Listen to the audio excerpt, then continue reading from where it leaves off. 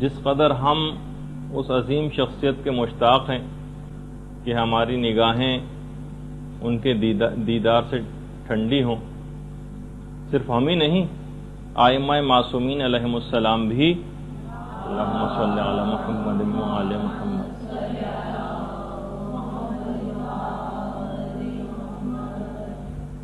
امیر المؤمنین علی ابن ابی طالب علیہ الصلوۃ والسلام بھی اللہم صلی علی محمد وعلی محمد۔ بحار الانوار کی 51ویں جلد میں مولا نے ایک سرد آہ کھینچی روایت میں،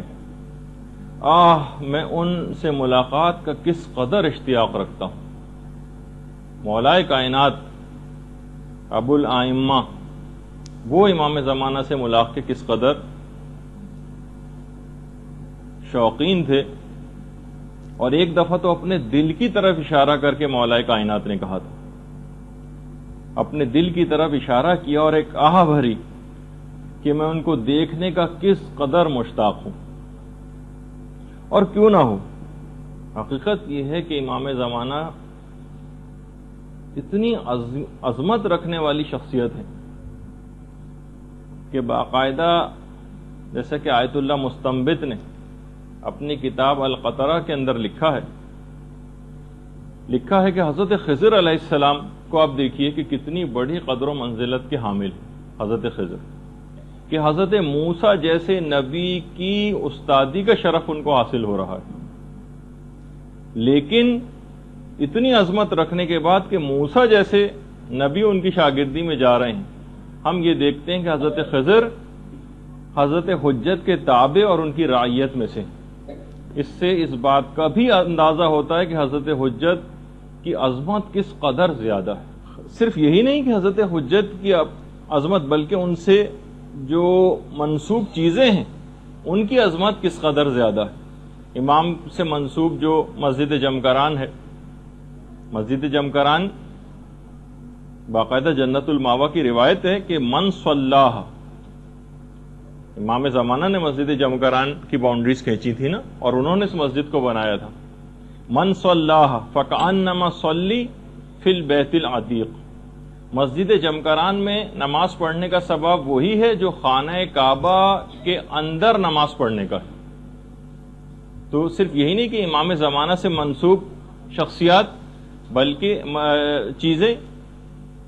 نہ صرف امام زمانہ کی اپنی ذاتی نہیں، بلکہ ان سے منسوب جتنی چیزیں ہیں ان سب کی بھی عظمت بہت زیادہ۔ اس کو بند کر دیجیے۔ اسی طریقے سے مثلا مسجد سہلہ، چھٹے امام کی جو روایت ہے امام جعفر صادق علیہ الصلوۃ والسلام کی، کہ جو شخص بھی 2 رکعت نماز مسجد سہلہ میں پڑھ لے گا، خدا اس کی عمر میں 2 سال کا اضافہ کر دے گا۔ 2 رکعت نماز پڑھنا مسجد سہلہ میں 2 سال کا عمر میں اضافہ کر دیتا ہے۔ اور یہ ایک ایسے امام کا ہم ذکر کر رہے ہیں جس کے لیے باقاعدہ جملہ ہے زیارتوں میں، السلام علیک یا قطب العالم، یعنی جس پر کائنات کا پورا دار و مدار ہے وہ شخصیت، اس پر ہمارا سلام۔ السلام علیک یا امام المسیح، حضرت عیسیٰ کے امام آپ پر ہمارا سلام۔ جو نبی خدا ہیں ان کے بھی امام امام زمانہ عجل اللہ تعالی فرجہ الشریف کی ذات گرامی اللہ صلی۔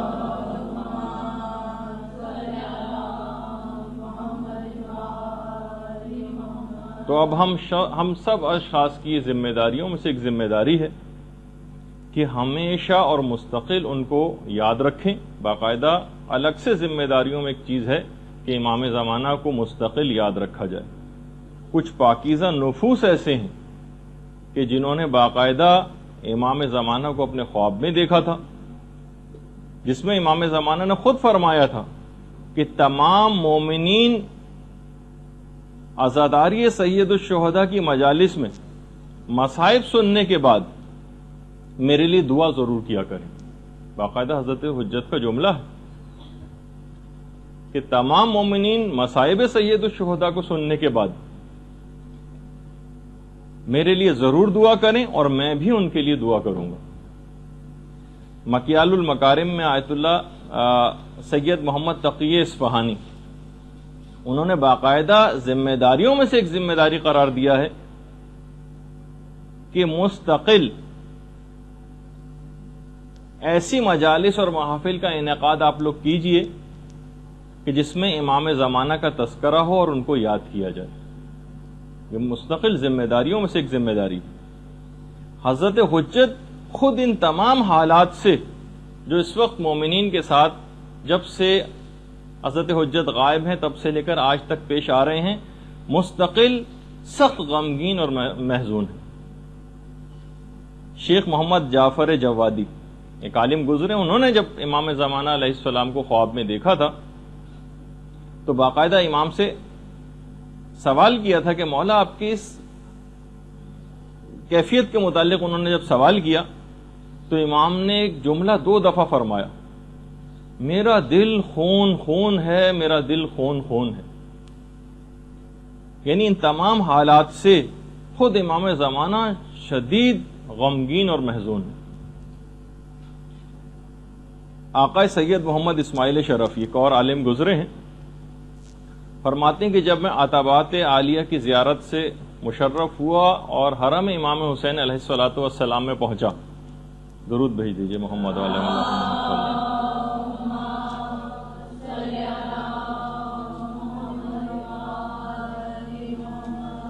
تو میں نے دیکھا کہ خورشید جہاں اپنے جمال کی پوری تابش کے ساتھ ظاہر ہو گئے، یعنی امام زمانہ کو انہوں نے اپنی آنکھوں کے سامنے دیکھا۔ آقا سید محمد اسماعیل شرفی کہہ رہے ہیں میں والہانہ لپک کے امام کے پاس گیا اور پوچھا کہ آپ کون ہیں، حالانکہ دل کو یقین ہو چکا تھا کہ امام زمانہ ہے۔ تو اس وقت امام زمانہ نے ایک جملہ کہا، میں اس کائنات کا سب سے مظلوم ترین فرد ہوں۔ واقعی اگر آپ اس لحاظ سے دیکھیں کہ کب سے امام کی ذات اتنی سب مصائب کو دیکھتی آ رہی ہے اور شیعت کے اوپر، اپنے ماننے والوں کے اوپر اور اپنی اولادوں کے اوپر کیسے مظالم انہوں نے دیکھے ہیں، تو اب ہماری ذمہ داریوں میں سے ایک ذمہ داری یہ ہے کہ ہم اس امام کی معرفت کو تو ضرور حاصل کریں۔ ان کی معرفت حاصل کرنا یہ کوئی بہت عنقا چیز اور ایک ایسی چیز نہیں ہے کہ جس کو حاصل نہیں کیا جا سکے، یا فقط چند ہی دنیا کے اندر افراد ایسے ہوں گے جو امام زمانہ کی معرفت کو حاصل کر سکتے ہیں۔ نہیں، ہر شخص حاصل کر سکتا ہے۔ خود امیر المؤمنین علی ابن ابی طالب علیہ الصلوۃ والسلام فرماتے ہیں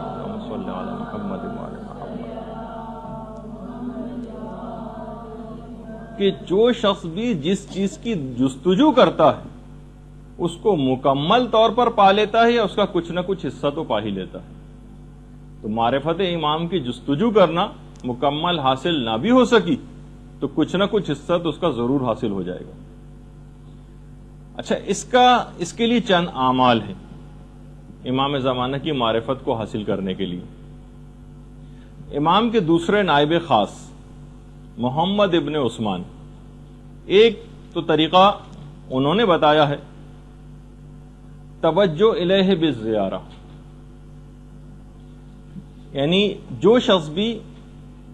آپ کی زیارت جتنی دفعہ پڑھے گا، دیکھیے زیارت کیا ہے، امام زمانہ کے اوپر سلام،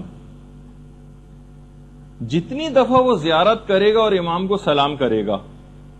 اتنی ہی دفعہ جواب سلام کے لیے حضرت حجت اس کی طرف متوجہ ہوں گے۔ یہ جو روز آپ کو زیارت پڑھنے کا حکم ہے نا، اس کا ایک فلسفہ یہ بھی ہے کہ جتنی دفعہ آپ امام کا ذکر کریں گی، جتنی دفعہ ان کو سلام کریں گی، آپ کی طرف اتنا ہی زیادہ متوجہ ہوں گے، اور جتنے زیادہ وہ آپ کی طرف متوجہ ہوں گے اتنا ہی آپ کے قلب اور باطن کے اندر پاکیزگی پیدا ہوتی چلی جائے گی اور اتنی ہی زیادہ معرفت آپ کے اندر آتی چلی جائے گی۔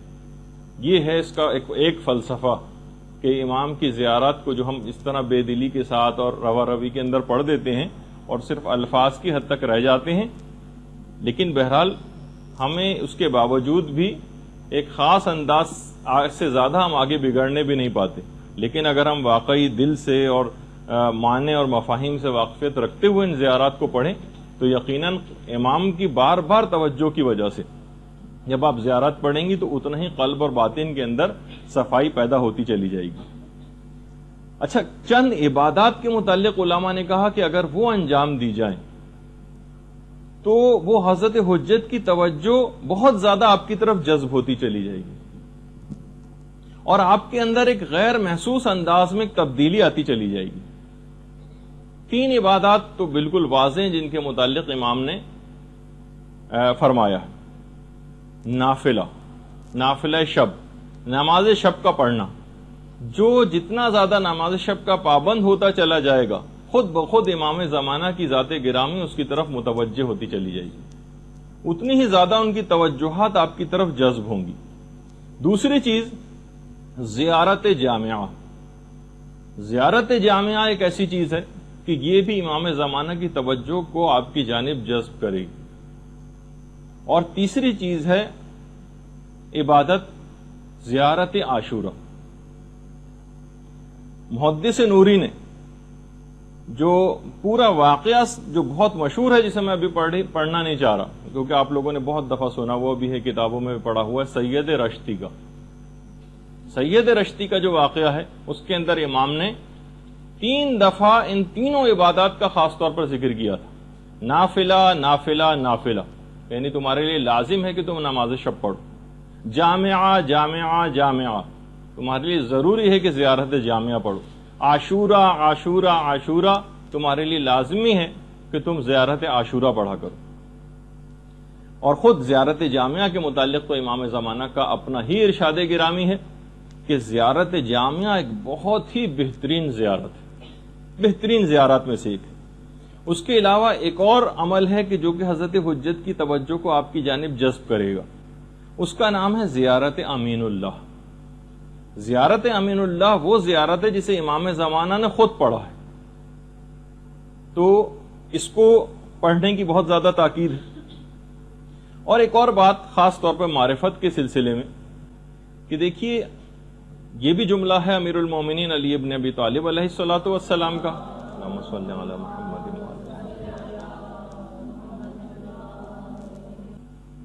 باقاعدہ شرح غرر الحکم میں روایت ہے امیر المومنین سے کہ بلند ترین مقامات پر فقط اپنی عادات پر قابو پا کر ہی پہنچا جا سکتا ہے۔ ہم دیکھتے ہیں کہ ہماری بہت ساری عادات، سستی اور کاہلی، اور خاص طور پر جو سب سے بری عادت جو ہم سب کے اندر موجود ہے چند ایک مستثنیات کو چھوڑ کر، وہ ہے غفلت۔ علماء نے کہا کہ ہر چیز کو بہت سرسری طور پر لینا، ہر عذاب ہم نے سن لیے تمام گناہوں کے، کوئی ہم پر اثر ہوتے دیکھنے میں نہیں آ رہا۔ جو کہ پچھلی دفعہ بھی روایت میں نے بیان کی آخری زمانے کی نشانیوں میں سے کہ امام نے فرمایا تھا کہ نشانیاں مسلسل پوری ہو رہی ہوں گی لیکن کوئی ان سے اثر لینے والا نہ ہوگا، کسی کا کے کان پر جو نہیں رہیں گی۔ اگر آپ خود بھی دیکھیں، مسلسل آج ہمارا 4تھا ہفتہ ہے اس متعلق بیان کرتے ہوئے، کتنی نشانیاں آپ سن چکی ہیں، کتنا دل کو یقین آ چکا ہے کہ امام زمانہ کا ظہور کس قدر قریب ہے، ساری تقریباً نشانیاں پوری ہوتی جا رہی ہیں، اور اس کے باوجود ان 4 ہفتوں کے اندر کون سی عمل میں تبدیلی آئی، یہ آپ اپنے طور پر دیکھیے گا۔ سب سے بڑی جو بری عادت ہے ہماری وہ ہے غفلت، اور مولا نے فرمایا کہ بلند مقامات پر فقط اور فقط اپنی عادات، بری عادات کے اوپر غلبہ پا کر ہی پہنچا جا سکتا۔ تو معرفت اسی وقت حاصل ہو سکے گی کہ جب ہم اپنی ان بری عادات کو، مثلا بہت زیادہ سونے کی عادت، بہت زیادہ باتیں کرنے کی عادت، بہت زیادہ چیزوں کو سرسری لینے کی عادت، کسی چیز کو کوئی گویا اہمیت ہی نہیں دینی، کتنی بھی باتیں سنتے چلے جائیں، کتنی بھی احادیث کان کے اندر پڑھتی چلی جائیں، تو لیکن اس میں بھی سب سے بری عادت جو ہے وہ اس غفلت ہے۔ تو بہرحال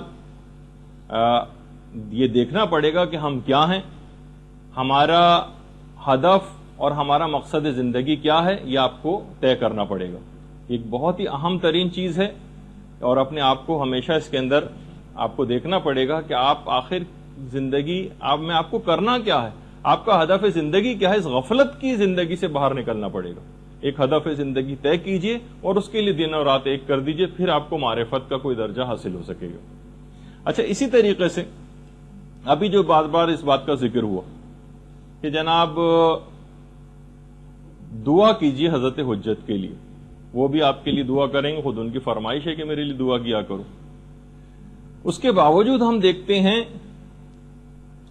کہ ہماری دعائیں قبول نہیں ہوتی. کتنے مومنین دعا کر رہے ہیں لیکن دعا ہے کہ قبول ہونے میں نہیں آتی،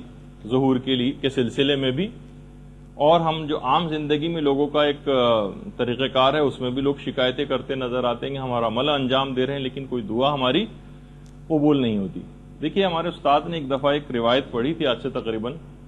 15 سال پہلے، کتاب کیفر کردار کے حوالے سے. فرما یہ رہے تھے کہ دیکھیے 2 ٹانگوں والا جو آدمی ہوتا ہے وہ ایک ٹانگ والے کو دیکھ کر خدا کا شکر ادا کرتا ہے، اور ایک ٹانگ والا جو ہوتا ہے، یہ بھی روایت نہیں ہے تو خود بیان کر رہے تھے، وہ جس کی دونوں ٹانگیں نہیں ہوتی ان کو دیکھ کر خدا کا شکر ادا کرتا ہے. تو کائنات کی جتنے بھی موجودات ہیں ان سب نے خدا کا ایک شکر ادا کیا. کتے نے بھی خدا کا شکر ادا کیا، پروردگار تیرا لاکھ لاکھ شکر ہے کہ تو نے مجھے کتا بنایا. اب کتے سے اگر سوال کیا جائے کہ تم کس بات کا شکر ادا کر رہے ہو، تم سے زیادہ نہ تو کوئی نجس ہے نہ تم سے زیادہ بدتر کوئی جانور ہے، تو کتے نے کہا ہاں میں خدا کا شکر ادا کر رہا ہوں کہ اس نے مجھے کتا بنایا ہے، سور نہیں بنایا. سور نے بھی خدا کا شکر ادا کیا، یا پروردگار تیرا لاکھ لاکھ شکر ہے جعلنی خنزیرا، کہ تو نے مجھے خنزیر بنایا. بھائی تم کو شکر ادا کرنے کی کیا ضرورت ہے؟ تم تو سب سے کتے سے بھی زیادہ بدتر ہو، نجس العین ہو، ہر رطوبت تمہاری نجس ہے، ساری فقہ کی کتابیں تمہاری ایک لحاظ سے مذمت میں نجاست کے ذکر سے بھری ہوئی ہیں، تم کس بات کا شکر ادا کر رہے ہو؟ تو خنزیر نے بھی کہا میں اس بات کا شکر ادا کر رہا ہوں کہ پروردگار نے مجھے خنزیر بنایا ہے، بے نمازی نہیں بنایا. اس سے آپ اندازہ لگائیے. تو اب وہ روایت ہمارے استاد نے پیش کی تھی کہ دیکھیے کچھ گروہ ایسے ہیں کہ جو جس جگہ پر موجود ہوں وہاں دعا کبھی قبول نہیں ہوتی. ان میں ایک روایت ہے کہ جس گھر میں کتا موجود ہو وہاں رحمت کے فرشتے نہیں آتے، رحمت کے فرشتے نہیں آتے تو دعا کی قبولیت بھی نہیں ہوتی. جس گھر میں کتا ہو، اور جس گھر میں کتے سے بھی بدتر سور ہو وہاں پہ بھی رحمت کے فرشتے نہیں آئیں گے اور دعا قبول نہیں ہوگی. اور جس گھر میں خنزیر سے بھی بدتر بے نمازی موجود ہو یا گنڈے دار نماز پڑھنے والے ہوں وہاں پر بھی،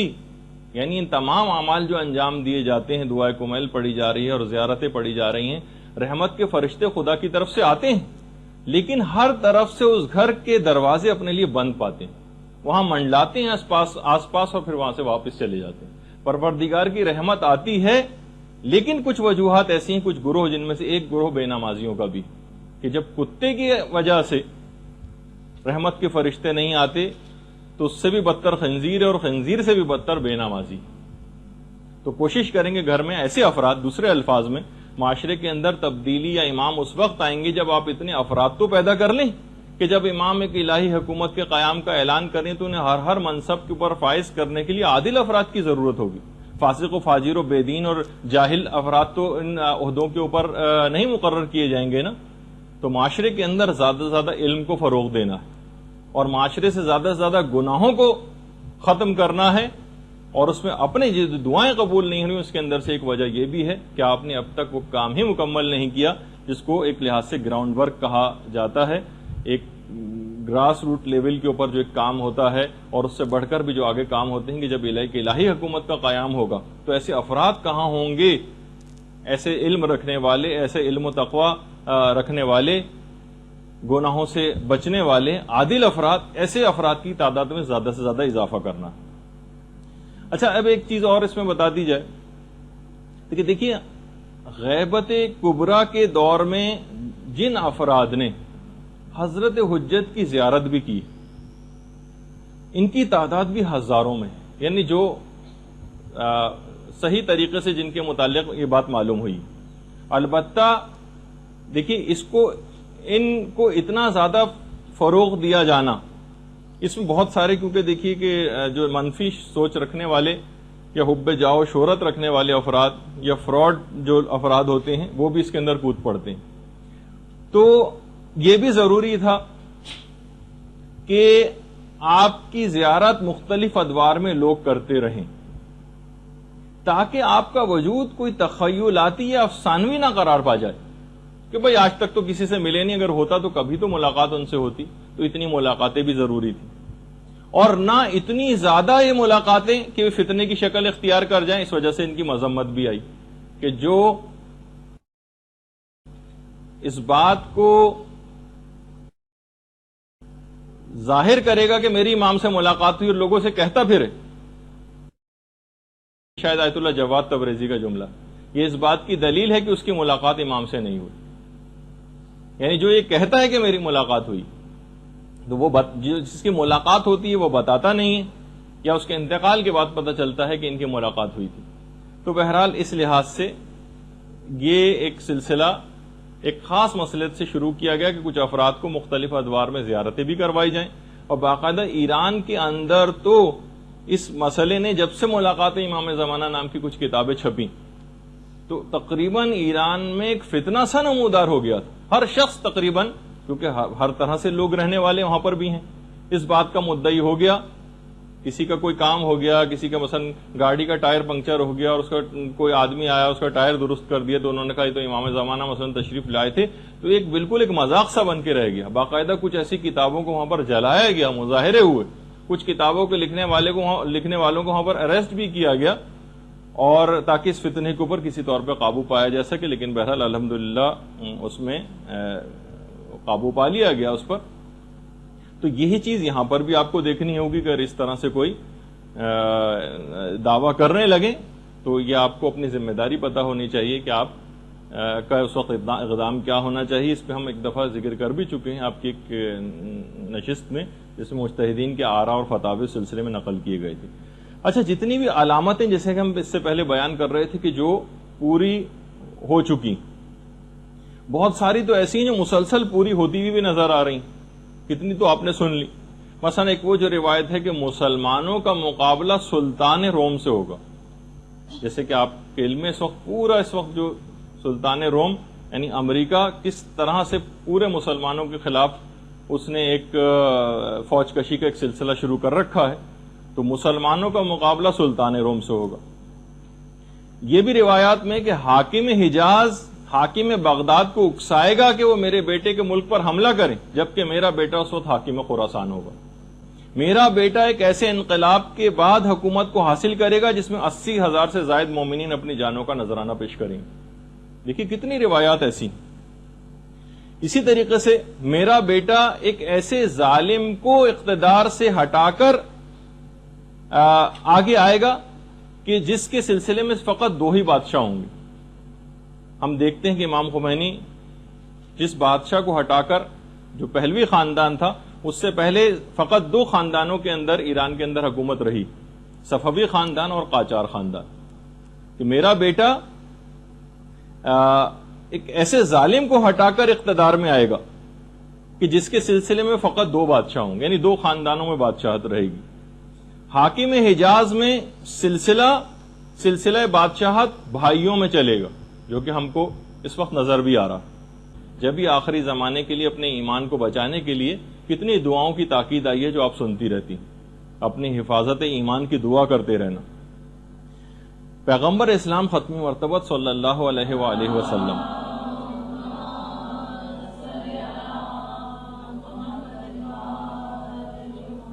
فرماتے ہیں اپنے صحابہ سے، ایک دفعہ پیغمبر نے فرمایا،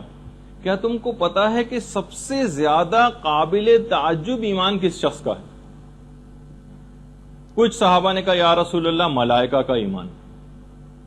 پیغمبر نے کہا نہیں، وہ تو بہرحال اللہ کی ایک معصوم مخلوق ہے، ان کے ایمان پر تو کوئی تعجب کی بات نہیں. لوگوں نے کہا یا رسول اللہ انبیاء کا ایمان. پیغمبر اسلام نے کہا نہیں، انبیاء بھی خدا کی معصوم ہستیاں ہیں اور ان کا ایمان کوئی قابل تعجب ایمان نہیں. کہا کہ اچھا یا رسول اللہ ہمارا ایمان. کہا کہ نہیں، تم تو میرے سامنے موجود ہو، تم مجھے دیکھ بھی رہے ہو، تمہارا ایمان بھی قابل تعجب نہیں. کہا کہ یا رسول اللہ پھر آپ ہی فرمائیے کہ کون سے ایسے افراد ہیں جن کا ایمان سب سے زیادہ قابل تعجب. کہا آخری زمانے میں آنے والے ان مومنین کا جنہوں نے نہ مجھے دیکھا ہوگا نہ میری اولاد کو، اور میرے آخری فرزند پر ان کا اعتقاد اتنا زیادہ مضبوط ہوگا کہ پہاڑ ٹل جائیں گے مگر ان کا ایمان ختم نہیں ہوگا، اور وہ سفیدی پر سیاہی کو دیکھ کر ایمان لائیں گے، جس کے متعلق علماء نے کہا کہ یعنی امام کو انہوں نے دیکھا نہیں ہوگا لیکن سفیدی پر سیاہی یعنی کاغذ کے اوپر لکھی ہوئی حدیثوں کو پڑھ کر کتابوں کے اندر ایمان لائیں گے۔ تو اس سے آپ اندازہ لگائی کہ بہرحال پیغمبر اسلام نے آخری زمانے میں، ہم ایسے نہیں کہ فقط ہماری مذمت ہی ہوتی رہے، ایمان کے اوپر جو ثابت قدم رہیں گے اور امام کے اوپر مضبوط اپنے اعتقاد کو رکھیں گے، پیغمبر اسلام نے کہا کہ ان لوگوں کا ایمان بہت زیادہ قابل تعجب ہے، جنہوں نے کچھ بھی تو نہیں دیکھا، نہ اماموں کو دیکھا، اور اتنے صدی سے زائد عرصہ گزر گیا اور ہم ہزاروں سال گزر گئے، کئی صدیاں گزر گئیں، لیکن ہم نے تو کسی بھی معصوم ہستی کو اپنی آنکھوں سے نہیں دیکھا، اس کے باوجود ثابت قدمی کے ساتھ رسول کے آخری فرزند پر ایمان رکھنا یہ قابل تعجب بات ہے۔ ایک دفعہ پیغمبر اسلام نے یہ بھی جملہ ارشاد فرمایا کہ اے میرے پروردگار مجھے اپنے بھائیوں سے ملحق کر دے۔ صحابہ نے عرض کیا یا رسول اللہ کیا ہم آپ کے بھائی نہیں؟ کہا کہ نہیں، تم تو میرے دوست ہو، میرے بھائی تو آخری زمانے کے وہ مومنین ہیں جن کا مرتبہ تم سے بھی زیادہ بلند ہے، جن کا مرتبہ تم سے بھی زیادہ بلند ہے۔ انہوں نے کہا یا رسول اللہ ہم نے آپ کے ساتھ جنگیں لڑی ہیں، کتنی قربانیاں دی ہیں۔ کہا کہ نہیں، اس کے باوجود جنگ میں لڑنا، ساتھ رہنا تو آسان ہے، البتہ آخری زمانے میں آگ کو ہاتھ پر کھڑے رہنا، لے کر رہنا آسان ہوگا، جبکہ اپنے ایمان کو بچانا بہت زیادہ مشکل ہو جائے گا۔ تو پیغمبر نے باقاعدہ کہ مجھے میرے بھائیوں کے ساتھ ملحق کر دے، یہ جو ہماری پوری ایک نسل چل رہی ہے، اس کے متعلق پیغمبر اسلام نے جملہ ارشاد فرمایا اور کہا کہ وہ آخری زمانے میں آنے والے مومنین جو ثابت قدمی کے ساتھ رہیں گے، یہ اس زمانے کے صحابہ سے بھی زیادہ بلند مرتبے کے اوپر فائز ہو جائیں گے۔ اچھا، اب ایک بیچ میں اس لحاظ سے ایک بات آ گئی کہ مزید تفصیل میں اس سے پہلے جائیں، کچھ ایک آدھ چھوٹے چھوٹے سوالات تھے آپ لوگوں کے جو بیچ میں، بس اس کو 2-1 منٹ میں فارغ کر کے پھر اپنے موضوع پر۔ ایک تو یہ پوچھا گیا تھا کہ جناب یہ جو انتینا والی جو روایت آپ نے سنائی تھی اس کا حوالہ کیا ہے؟ اس میں نے خیر حوالہ بھی بتایا تھا اس وقت، لیکن بہرحال جو کتاب کا نام ہے التشریف بالمنن المعروف بالملاحم والفتن، کتاب کا نام ہے التشریف بالمنن المعروف بالملاحم والفتن، سید ابن طاؤس کی لکھی ہوئی کتاب ہے، اس کے اندر وہ روایت موجود ہے۔ اسی طریقے سے یہ بھی پوچھا گیا کہ وہ جو اوتاد و ابدال، نجبا اور اخیار اور صالحین کے متعلق جو روایت بیان ہوئی تھی کہ ہر زمانے میں ہوتے ہیں اور امام کے ساتھ بھی ہیں، اس کا ریفرنس کیا ہے؟ تو اس میں بھی شیخ ابراہیم عاملی کفمی، جنہوں نے اپنی کتاب مصباح کے اندر اس روایت کو نقل کیا۔ اچھا، اتنا بتا دوں کہ دیکھیے مصباح کتاب ویسے بہت ساری ہیں، صرف مصباح کے نام کی جو کتاب ہے وہ شیخ کفمی کی کتاب ہے، اور اس کے علاوہ مصباح الزائر کے نام سے ایک اور کتاب ہے، سید ابن طاؤس کی کتاب مصباح الزائر۔ اچھا، اسی کے علاوہ شیخ طوسی کی ایک اور کتاب بھی مصباح المتحجد جس کا نام ہے۔ تو بہرحال اس نام سے مختلف کتابیں، لیکن فقط جو مصباح کتاب ہے وہ شیخ کفمی کی، جس کے اندر یہ والی روایت ہے۔ پھر وہ ایک سوال تھا کہ اس کا حوالہ بھی بتا دیجیے،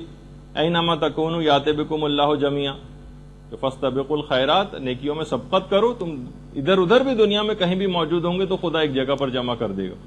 وہ بھی سورہ بقرہ کی آیت نمبر 148۔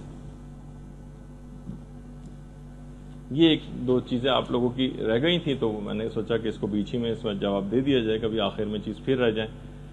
اچھا، اب ایک سوال یہ بھی تھا، خیر ابھی اس کی تفصیل آگے چل کر آئے گی، ایک ہر دفعہ جب بھی امام زمانہ کے متعلق گفتگو ہوتی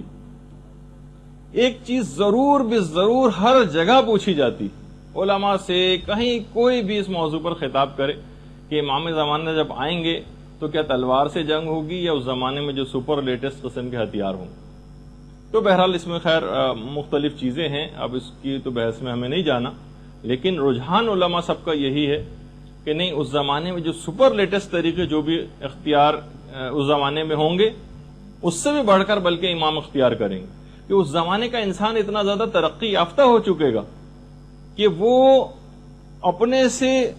بہترین کوئی ٹیکنالوجی کوئی دیکھے گا تو ہی مروب ہوگا اور ایمان کو قبول کرے گا. یعنی اس کو اسی وقت یقین آئے گا جب وہ اپنے سے بہتر کسی چیز کے اندر وہ دیکھے گا کہ نہیں یہ تو ان کے پاس تو ہمارے سے بھی بہتر ایک چیز ہے. بلکہ علماء کا کہنا ہے کہ پہلے زمانوں کی نسبت آج کل کے دور میں تو ظہور امام زیادہ سے زیادہ سمجھ میں آ رہا ہے کہ واقعی آج کے دور میں اگر ظہور امام ہو جائے. باقاعدہ ہمارے استادی سے ایک دفعہ ہم سب لوگ بیٹھے پوچھ رہے تھے تو انہوں نے یہ جملہ کہا تھا کہ آج کل کے دور میں زیادہ ظہور آسان ہے. پہلے زمانے میں تو جناب یہ تھا تلوار کا دور تھا اور معجزات تو اگر دکھاتے تو امام ایک الگ بات ہوتی. لیکن آج ہم دیکھتے ہیں کہ پورا کا پورا کمپیوٹرائز دور ہے. اگر بالفرض آج کمپیوٹر کوئی وائرس ایسا آ جائے جو پوری دنیا کے کمپیوٹر وائرس ایک دوسرے سے کنیکٹڈ ہیں اور سب سارے کے سارے جیم ہو جائیں تو سارا یعنی اس وقت پورا سسٹم جتنا بھی ہے الیکٹریسٹی کا اور مواصلات کا اور سب چیزوں کا وہ پورے کا پورا ان تمام جو بڑی طاقتیں ان کا پورا سسٹم اس کے اوپر چل رہا ہے. آج یہ کوئی بھی آج ہم دیکھتے ہیں کہ ناسا کی ویب سائٹس کے اندر اکثر جو بچے ہیں وہ تک کچھ ایسے پروگرامز بنا کے وہاں پر گھس گئے اور کتنی اس پہ فلمیں بھی بنائی گئی کہ میزائل تک فائر ہونے والے تھے اور انہوں نے کمپیوٹر کے پروگرام کے ذریعے وہاں تک اپروچ کر لیا. تو آج تو ایک معمولی سا ایک سافٹ ویئر اور پروگرام کوئی اتنا کوئی ذہین شخص ہو اور وہ اگر اس کو بنا لے اور اس کو لانچ کر دے تو یہ ساری طاقتیں جو ہیں وہ بالکل بیکار ہو کر رہ جائیں گی. تو آج کل کے دور میں تو یہ چیز زیادہ سمجھ میں آ رہی. تو امام انہی طریقہ کار کو اختیار کر کے ان بڑی طاقتوں کو قابو بھی کریں گے اور تفصیل اپنے مقام پر آئے گی. لیکن آج اتنا وقت نہیں کیونکہ آج ہمیں ہر صورت میں اپنے اس موضوع کو مکمل کر لینا ہے. اچھا اب امام جب تشریف لے آئیں گے اور جتنی تفصیلات ہم نے بیان کی تو اس کے بعد یہ ہے کہ امام کچھ ایسی اصلاحات کریں گے. ایک ریفارمز ہوں گی پوری دنیا کے اندر. خاص طور پر اس کا آغاز کریں گے مکے سے. ایک تو مسجد الحرام کی جو حضرت ابراہیم کے دور میں جو حدود مقرر کی گئی تھیں جس کی پوری تفصیلات ہیں کہ حضرت ابراہیم کے دور میں حضرت ابراہیم نے کیا حرم کی حدود مقرر کی تھیں وہ ملا یا حضر الفقیم شیخ صدوق نے لکھی. ہم وہ تو ابھی بیان نہیں کر رہے لیکن بہرحال یہ کہ مقام طواف وہ بہت زیادہ وسیع ہو جائے گا. بہت زیادہ وسیع ہو جائے گا مقام طواف کیونکہ اس حد تک جب حضرت حجت کا ظہور ہو جائے گا تو پوری دنیا سے اتنی بڑی تعداد کے اندر لوگ حج و عمرہ و زیارات کے لیے پہنچا کریں گے کہ بے پناہ رش کا اضافہ ہو جائے گا وہاں پر. اچھا مقام ابراہیم کو اپنی اصلی جگہ پر جو کہ جب زمانے رسول خدا میں تھا اس جگہ پر مقام ابراہیم کو لا کے رکھا جائے گا. آپ میں سے کسی نے دیکھا ہوگا تصویر کے اندر سنہری رنگ کا ایک شوکیس ہے جو خانہ کعبہ کے دروازے کے کچھ سامنے موجود ہے جو ذرا فاصلے پر ہے جس کے درمیان سے طواف کیا جاتا ہے مقام ابراہیم کے درمیان سے اور خانہ کعبہ کی دیوار سے. اس کو اپنے اصل مقام سے جو کہ زمانے رسول خدا میں تھا جو کہ ایک پورے تفصیل ہے اس کی جب انشاءاللہ آپ لوگوں کی حج کلاسز ہوں گی جو پچھلی بھی ہوئی تھی ان کے بھی سامنے بھی میں نے وہ چیز پیش کی تھی کہ باقاعدہ کس طرح سے ایک سیلاب آیا تھا اور مقام ابراہیم اپنی جگہ سے ہٹ گیا تھا اور اس کے بعد پھر حضرت عمر کے زمانے میں دوبارہ سے اس کی نپائی وغیرہ ہوئی تھی اور پھر اس کو اس جگہ پہ لا کے رکھا گیا جہاں آج ہے. خیر اس کی ایک الگ تفصیل ہے کہ پھر ائمہ کے جو اپنا دور آیا مولا کائنات کو انہوں نے اپنے واپس اس جگہ پہ کیوں نہیں رکھا تو اس کی تفصیل بھی اپنی جگہ پہ ہے. جب انشاءاللہ ہوگا تو ہم اس میں بیان کریں گے. تو بہرحال زمانے رسول خدا میں وہ مقام ابراہیم خانہ کعبہ کی دیوار سے ملا ہوا تھا. جب بھی کہا جاتا ہے رکن اور مقام کے درمیان امام ٹیک لگا کر بیٹھے ہوں گے. رکن تو حجر اسود کو کہا جاتا ہے وہ کونا کہ جہاں پہ حجر اسود لگا ہوا ہے اور مقام ابراہیم تو مقام ابراہیم کی اصل جگہ تو وہیں جو خانہ کعبہ کی دیوار سے ملا ہوا تھا ورنہ امام کیسے پیٹ لگا کے بیٹھیں گے ورنہ تو مقام ابراہیم کافی دور ہے. تو بہرحال اس زمانے میں امام ایک تو مسجد الحرام کی وہ پرانی سابقہ حدود پہ اس کو لے کر جائیں گے اور اس کے علاوہ مقام ابراہیم کو اپنی اصل جگہ پر خانہ کعبہ کے ساتھ ملا کر رکھیں گے. رش اتنا زیادہ ہو جائے گا طواف کرنے والوں کا کہ امام زمانہ کی طرف سے حکم آ جائے گا کہ مستحب طواف کرنے والوں پر پابندی. فقط اور فقط حج کے ایام میں خاص طور پر یہ بات ہوگی جب اتنا زیادہ رش ہوگا کہ ظاہر ہے کہ جو واجب طواف کرنے والے ہیں کہیں اس سے رہ نہ جائیں تو مستحب طواف کرنے کے اوپر پابندی لگا دی جائے گی۔ اسی طریقے سے جتنی بھی تفاسیر ہیں اس میں سے تفاسیر بالرائے یہ نکال دی جائیں گی، ان کو نکال کے پھینکا جائے گا تمام تفاسیر میں سے، تفسیر بالرائے جتنی کی گئی۔ تقریباً علماء نے کہا کہ رجال کی جتنی بھی کتب ہیں اس سے انسان بے نیاز ہو جائے گا، تمام قیاسی مسائل دفن ہو جائیں گے، فلسفے کے جتنی بھی فضول مباحث ہیں وہ سب ختم ہو کے رہ جائیں گے، اور تہذیب و ثقافت کے نام پر جو ایک مادر پدر آزادی کا جو تصور ہے یہ بھی امام زمانہ کی آمد کے بعد بالکل ختم ہو جائے گا۔ جتنے مسالک ہیں مسلک یہ سارے ختم ہو جائیں گے اور سب کے سب لوگ مومن کہلائیں گے۔ اچھا، اس زمانے میں جو ایک پوری تفصیل ہے کہ ہوگا کیا امام کے دور میں، جو افراد بے گھر ہوں گے ان کے متعلق یہ ہے کہ باقاعدہ امام کی طرف سے ایک اجازت عام ہوگی، جس کو جہاں جگہ ملے وہ قوانین کا احترام کرتے ہوئے اس جگہ پہ اپنے مکان کو بنا لے، اور جو مکان بنانے کی طاقت نہیں رکھتا ہوگا اس کے متعلق پھر یہ ہے کہ امام کی جو حکومت اسلامی ہوگی، عالمی حکومت، وہ خود ایسے افراد کو مکان بنا کر مہیا کرے گی۔ اس زمانے کے متعلق یہ ملتا ہے کہ قیمتیں جو ہیں مکانات کی، خاص طور پر وہ افراد کی جنہوں نے انویسٹمنٹ کرنے کے لحاظ سے مکانات کو خرید رکھا ہے، تو اس زمانے میں قیمتیں مکانات کی بہت زیادہ کم ہو جائیں گی، سوائے کوفے کے مکانات کی کہ اس کی دارالحکومت ہونے کے لحاظ سے ایک الگ حیثیت ہوگی تو اس کی تو قیمت زیادہ ہوگی، لیکن جو اور جگہوں کے اوپر مکانات ہیں تو کیونکہ قیمتیں اسی وجہ سے بڑھتی چلی جاتی، تو جب ہر شخص کو حکومت کی طرف سے گھر ملے گا، عالمی حکومت کی طرف سے، اسلامی حکومت کی طرف سے، تو پھر خود بخود ان مکانات کی قیمتیں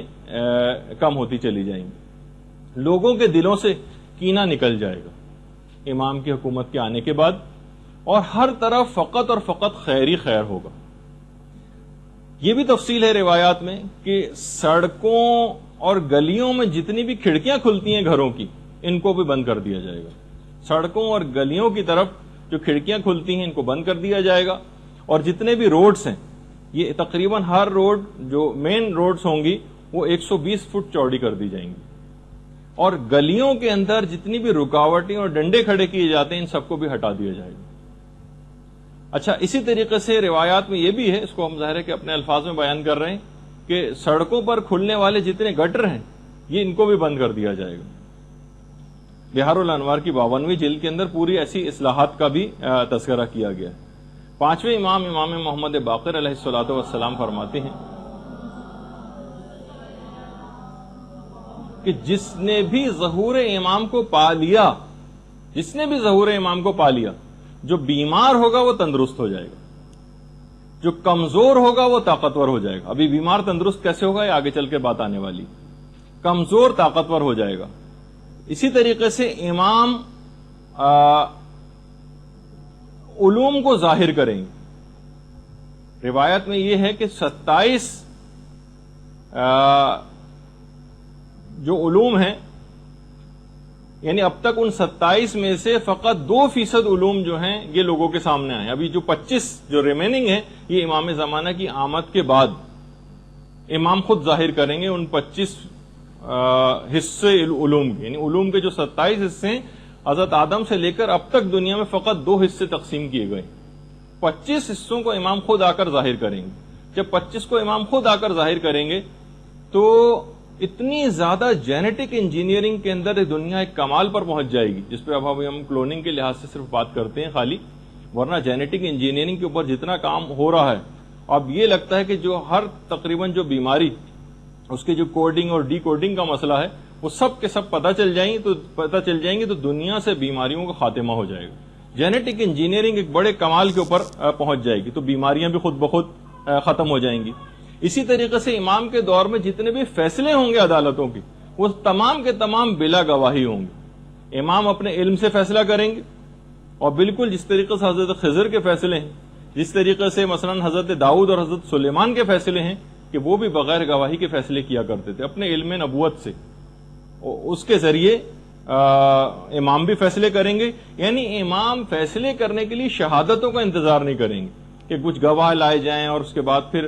جو ظاہری قوانین ہیں ان کے مطابق عمل کرتے ہوئے، نہیں، گواہوں کا کوئی انتظار نہیں ہوگا۔ اچھا اب ایک سوال یہ ہوتا ہے کہ چلیں امام کے پاس اگر فیصلے آئیں تو امام تو علم امامت سے فیصلے کر لیں گے، تو پوری دنیا کے جتنے بھی مقدمات ہیں کہ اس کے سارے فیصلے امام بنفس نفیس کیا کریں گے؟ نہیں، امام کے اور نمائندے بھی تو ہوں گے نا. تو آخر پھر یہ کس طرح سے ہوگا کہ وہ کس طرح سے بغیر گواہی کے فیصلے کیا کریں گے؟ تو یہ بھی ہے روایات کے اندر باقاعدہ غیبت نعمانی میں روایت ہے، چھٹے امام سے بھی یہ بات پوچھی گئی تو امام نے کہا کہ دیکھو کہ ہر علاقے کا ایک گورنر ہوگا، جب اس کے پاس معاملات جائیں گے تو روایت میں ہے کہ اس علاقے کے گورنر کے پاس اس کے تمام معاملات اس کے کف دست میں ہوں گے، اس کے کف دست میں، یعنی جب بھی کوئی معاملے کو وہ مبہم پائے گا تو وہ اپنی ہتھیلی کو دیکھ لے گا، اس میں حقیقت لکھی ہوئی نظر آ جائے گی. اب اس میں کئی احتمالات علماء نے نقل کی کہ آخر ٹھیک ہے کہ امام اگر بنفس نفیس ان کی ذات گرامی اگر وہ فیصلے کرتی تو بات سمجھ میں آتی، لیکن پوری دنیا کے ہر معاملے کو تو امام نہیں نمٹائیں گے، ہر مقدمے کو. تو کچھ علماء نے کہا کہ اگر جو ان کے ہر علاقے کا جو ایک نمائندہ امام کا ہوگا اس کے معاملات اس کے کف دست میں ہوں گے، اور جب کسی معاملے کو مبہم پائے گا وہ اپنی ہتھیلی کو دیکھے گا اور اس کے بعد پھر اس کو وہ امر واضح ہو جائے گا. اب علماء نے کہا کئی احتمالات ہیں. پہلا احتمال تو یہ ہے کہ ہو سکتا ہے یہ سب باتیں بطور اعجاز ہوں، معجزے کے طور پر ایسی قوت عطا کر دی جائے امام کے ان نمائندگان کو. دوسرا علماء نے کہا ہو سکتا ہے، اب ہم قیاس آرائی کر سکتے ہیں، ہو سکتا ہے انٹرنیٹ کی طرح سے ہدایات کا یا رابطے کا وہ ذریعہ امام سے ہو، کوئی بھی جدید طریقہ. اور اب تو یہ چیز زیادہ نظر آنے لگی، پہلے تو جناب لیپ ٹاپ ہوتے تھے، اب پام ٹاپ بھی آ گئے، یعنی جو سمجھے صرف ہتھیلی کے اندر، یا آپ یہ میسیجنگ سسٹم جو آپ کے پاس موبائلوں کے اندر ہے، موبائل فونز کے اندر، اس کے اندر بھی یہی بات ہوتی کہ سیلولر فونز جو ہیں ان کے طرز پر کوئی چیز ہو، یا ہو سکتا ہے اس سے بھی لیٹسٹ کوئی چیز ہو جو اب ہماری سمجھ میں نہیں آ رہی. اور یہ بھی روایات کے اندر ہے، باقاعدہ مخطوطہ ابن حماد کے اندر روایت ہے کہ خود پیغمبر اسلام سے مروی روایت ہے کہ ظہور امام کے بعد لوگ اپنے مردوں کی خواہش کریں گے، کاش آج ہمارے جو مردہ ہیں وہ آج زندہ ہوتے تو اس زمانے کو دیکھتے کہ ہم کتنی خوشحالی اور کتنی نعمتوں کے ساتھ امام کے ساتھ زندگی گزار رہے ہیں. لیکن اس کے بعد ان کی وہ دعا اور خواہش بھی قبول ہوگی، اور پھر رجت کا جس کا ہم ابھی آگے چل کر ذکر کرنے والے ہیں. اچھا اتنا اور بتا دیا جائے، اس کی بھی تفصیل علماء نے بتائی کہ حضرت موسیٰ کا جو عصا ہے نا، یہ اصل میں جنت کا ایک درخت ہے، آس، اس کی ایک شاخ ہے، اس کی شاخ ہے، جنت کا درخت ہے آس، الف مدزبر آ اور سین. حضرت جبریل نے مدین میں جب حضرت موسیٰ پہنچے تھے اس وقت ان کو یہ لا کر دیا تھا. اور پانچویں امام یہ بات بیان فرماتے ہیں کہ سب سے پہلے اس عصا کو حضرت آدم کو دیا گیا تھا، کہ جو حضرت موسیٰ کا عصا تھا نا پہلے حضرت آدم کے پاس تھا، اور اس کے بعد ان کے پاس سے ہوتا ہوتا ہوتا حضرت موسیٰ کے پاس آیا، اور اس کے بعد پیغمبر اسلام تک پہنچا، اور اس کے بعد امام فرماتے ہیں کہ پیغمبر اسلام کی وساطت سے ہم تک پہنچا ہے، اور یہ اب بھی ویسا ہی سرسبز ہے جس طرح سے روز اول میں اس کو کاٹا گیا تھا. اچھا یہ بھی ہے، چھٹے امام بیان فرماتے ہیں، ایک راوی ہے یعقوب سے، کہ کیا تم کو پتا ہے کہ حضرت قائم جب ظہور کریں گے تو ان کے پاس کون سی قمیض وہ پہنے ہوئے ہوں گے؟ اس نے کہا نہیں مولا مجھے آپ بیان فرمائیے. تو چھٹے امام اپنے گھر کے کمرے کے اندر گئے، وہاں سے ایک صندوق لے کر آئے، اور صندوق کو چھٹے امام نے کھولا تو اس کے اندر سے پیغمبر اسلام کی قمیض وہ نکالی. اللہم صلی علی محمد وآل محمد. اس قمیض کی جو آستین تھی اس کے اوپر خون لگا ہوا تھا، جو جنگ احد میں جب پیغمبر اسلام کے دندان مبارک شہید ہوئے تھے تو وہ خون پیغمبر اسلام کا اس قمیض کے اوپر لگا تھا. اس وقت جب ظہور کا وقت ہوگا تو پیغمبر اسلام کی یہ خون آلود قمیض یہ حضرت حجت پہنے ہوئے ہوں گے جو جنگ احد میں جس پر خون لگا تھا. راوی کہتا ہے یعقوب کہ میں نے اس قمیض کو لیا، اس کو بوسہ دیا، اور اس کے بعد پھر چھٹے امام نے اس قمیض کو بہت اچھے طریقے سے تہہ کیا، صندوق کے اندر رکھا، اور پھر دوبارہ اس کو رکھ کر آئے. اچھا یہ جو ایک تو پیغمبر اسلام کی ایک یہ اس طرح کی قمیص پہنی ہوگی، ایک پیراہن ہوگا، ایک اور لباس جو کہ حضرت یوسف کا ہوگا. وہ بھی روایت میں اکمال الدین و اتمام النعمہ میں شیخ صدوق نے اس کو نقل کیا ہے، اور مفضل ابن عمر اس کے راوی، کہ امام نے پوچھا کہ تم کو پتا ہے کہ جو حضرت یوسف کی قمیص تھی وہ کیسی تھی؟ کہا کہ راوی نے کہا نہیں. تو پھر امام نے اس کی تفصیل بتائی کہ جس وقت حضرت ابراہیم کو آگ کے اندر پھینکا جا رہا تھا اس وقت جبرائیل وہ قمیض لے کر آئے تھے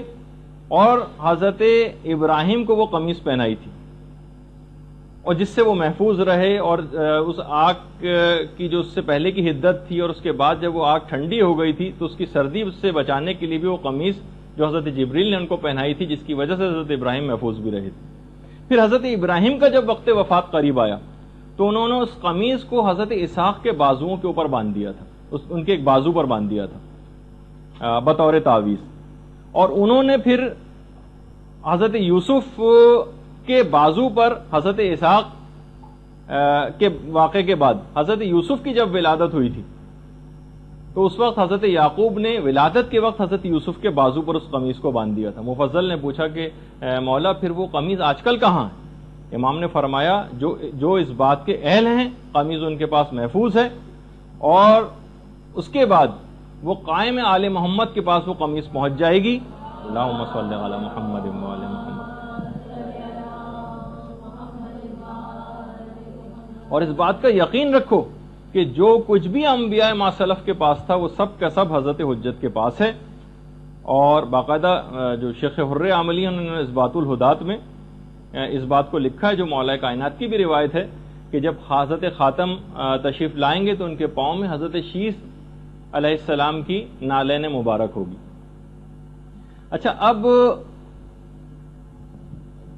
خواتین کے کردار کے حوالے سے بھی پچھلی دفعہ بات ہوئی تھی. اس میں میں نے بہرحال دو الگ الگ روایتیں، ایک روایت میں 50 خواتین کا تذکرہ ہے جو شاید پچھلی دفعہ بھی میں نے بتایا تھا، لیکن ایک اور روایت میں 13 خواتین کا تذکرہ بھی آیا ہے. اور اس بات الہدات میں شیخ حر عاملی نے وہ والی روایت لکھی کہ جس میں کہا گیا کہ جو کام زمانے رسول خدا میں عورتیں انجام دیا کرتی تھیں وہی زمانے حضرت حجت میں بھی انجام دیں گی. اور دیگر جتنی بھی حکومتیں اس وقت ہوں گی جو باطل حکومتیں ہیں، پانچویں امام یہ فرماتے ہیں کہ امام کے قیام کے بعد جتنی باطل حکومتیں یہ ساری کی ساری معدوم ہو جائیں گی، ختم ہو جائیں گی. باقاعدہ منتخب الاثر میں آیت اللہ صافی گلپائگانی نے بھی ان روایات کو لکھا ہے. اچھا، اس کے علاوہ جیسے کہ ابھی آپ نے سنا کہ جو مختلف وہ ہوں گی کہ 120 فٹ یا 60 ہاتھ کے قریب روڈ چوڑی ہو جائیں گی، بلکہ روایت میں یہاں تک ہے کہ اس قدر روڈز بنانے میں امام کا اہتمام اس قدر ہوگا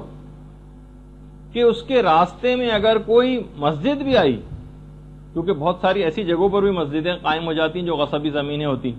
کوئی مسجد بھی آئی تو اس کا بھی خیال نہیں کیا جائے گا اور اس مسجد کو بھی گرایا جائے گا. اور خاص طور پر جو پیدل چلنے والوں کے لیے پیڈسٹرین اسٹریٹس جو ہوتی ہیں وہ تعمیر کی جائیں گی. اور مساجد کی جتنی بھی ظاہری زیب و زینت ہے اس کو بھی ختم کیا جائے گا، سادگی کو زیادہ سے زیادہ رواج دیا جائے گا. مساجد کے جو مینار ہیں یہ گرائے جائیں گے. دیکھیے ایک اور بھی بات بتا دوں، خاص طور پر جب ہم اعتکاف کے مسائل بیان ہوتے ہیں تو اس وقت مسجد کی حدود کیا ہے جس کے اندر ایک معتکف کو رہنا ہوتا ہے، تو اس وقت یہ والی بحث آتی ہے کہ مثلا مسجد کی جو چھت ہے وہ مسجد میں آتی ہے یا نہیں آتی. مسجد کے جو مینار ہیں اس پہ اگر کوئی معتکف چڑھ جائے تو وہ مسجد سے باہر تو نہیں چلا جائے گا. یا مسجد کی جو محراب ہوتی ہے،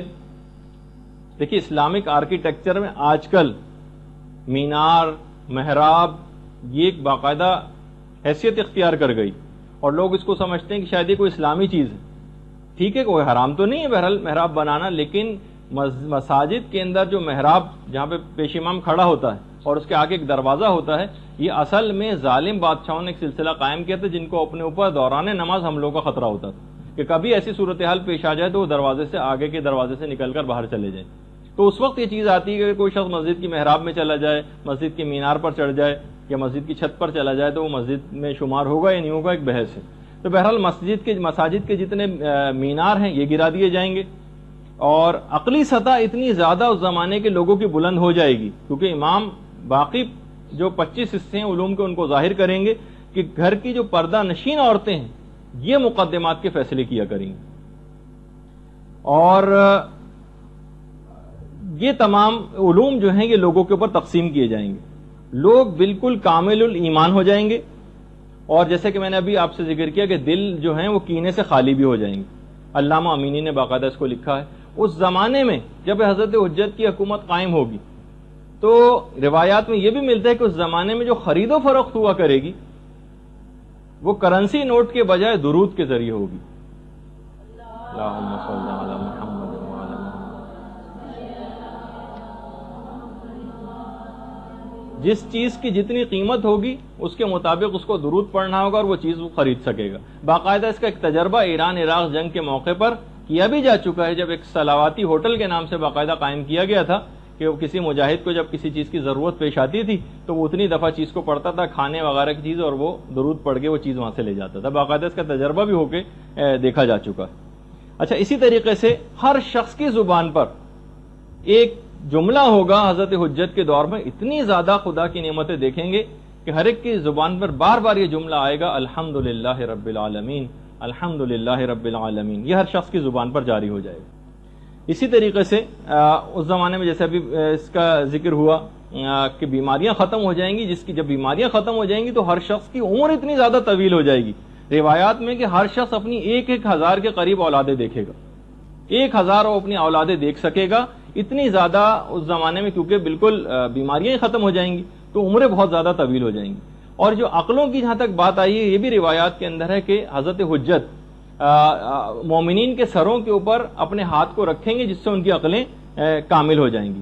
اور ہر شخص تقریباً 40 افراد کے برابر جو ہے وہ طاقت کو حاصل کرے گا۔ خود حضرت حجت کی جو جسمانی طاقت ہے اس کے متعلق بھی روایت میں بڑا تذکرہ آیا ہے کہ ابھی وہ میں بتاتا ہوں، لیکن عام مومنین کے حوالے سے بھی کہ ان کے دل بہت زیادہ مضبوط ہو جائیں گے، جو کام ان کے ماننے والے شروع کریں گے جب تک اس کو ختم نہ کر لیں گے جب تک چین سے نہیں بیٹھیں گے۔ حضرت حجت کی بھی جو ظاہری طاقت ہوگی، یعنی جو عام جسمانی طاقت ہوگی کہ بڑے سے بڑے درخت کو ایک ہاتھ سے اکھاڑ کر پھینک دیں گے، پہاڑوں میں جا کر اگر حضرت حجت آواز دیں زور سے تو پہاڑوں کے پتھر ٹوٹ کے گرنے لگیں گے۔ یعنی اگر آپ دیکھیں واقعی روایات کے اندر،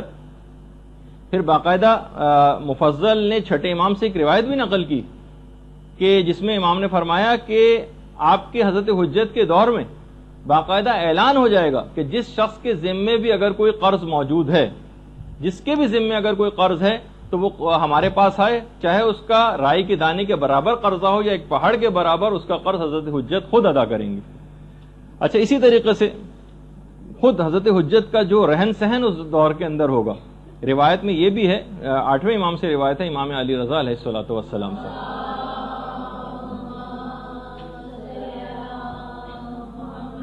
کہ امام کا جو رہن سہن ہوگا یہ انتہائی سادہ ہوگا۔ حضرت حجت، حضرت قائم کا لباس بہت ہی معمولی اور کھردرا ہوگا، اور غذا انتہائی کم قیمت اور سادہ۔ آیت اللہ صافی گل پائیگانی نے منتخب الاثر میں بھی اس کی تفصیل لکھی۔ اچھا، پھر اس کے بعد بہرحال حضرت حجت اس طرح سے زندگی گزاریں گے، اور کتنے سال ان کی حکومت رہے گی ہم پچھلی اس میں تفصیل سے ذکر کر چکے ہیں۔ بہرحال حضرت حجت جس طریقے سے ایک دنیا میں طریقہ کار ہے، دیگر تمام ائمہ بھی اس دنیا سے رخصت ہوتے رہے ہیں، امام زمانہ بھی اس دنیا سے رخصت ہوں گے۔ اس سلسلے میں روایات دو طرح کی، کچھ روایت میں تو یہ ہے کہ وہ وفات پائیں گے، اور کچھ میں یہ ہے کہ وہ شہید ہوں گے۔ اچھا، البتہ یہ بھی علماء نے لکھا کہ جو شہادت کی روایات ہیں وہ وفات والی روایات سے ذرا برتری رکھتی ہیں، جیسے کہ امام حسن کا بھی جملہ ہے، ہمارے دوسرے امام، امام حسن علیہ الصلوۃ والسلام،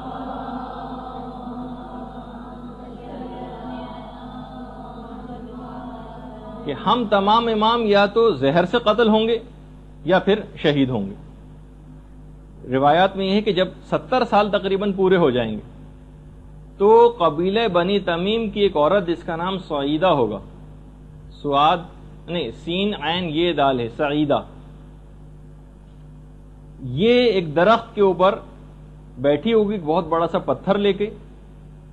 اور جب حضرت حجت وہاں سے گزریں گے تو ان کے اوپر اس پتھر کو پھینکے گی، جس کے نتیجے میں حضرت حجت شہید ہو جائیں گے۔ روایات میں بھی کہ اس عورت